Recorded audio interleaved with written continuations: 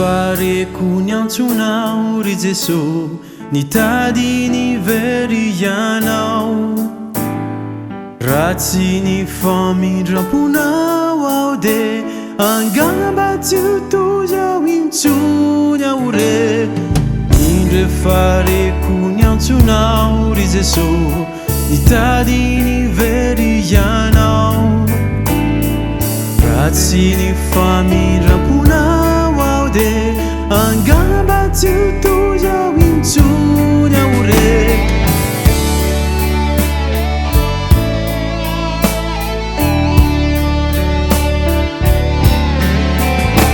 na de maro azy ireo ahiay efempiry aho nono nanda na de maro azany fahotako de ianao Jesosy tsy mba nanaria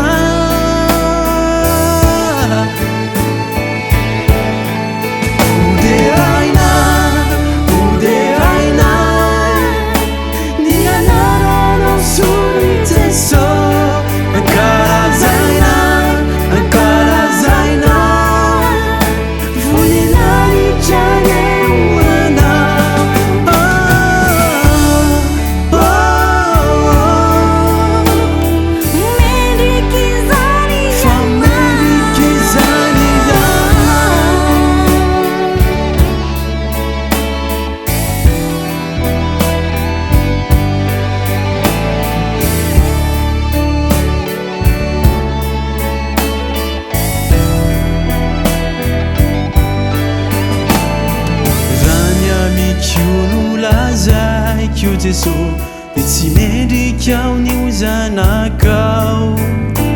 nefa indro iny tananao ry tsy to mbola niaro sy ny tantana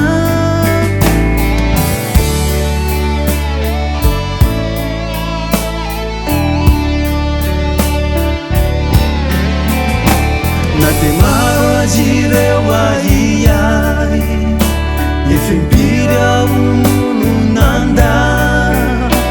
na de maro azany fahotako de ianao Jesosy tsy mba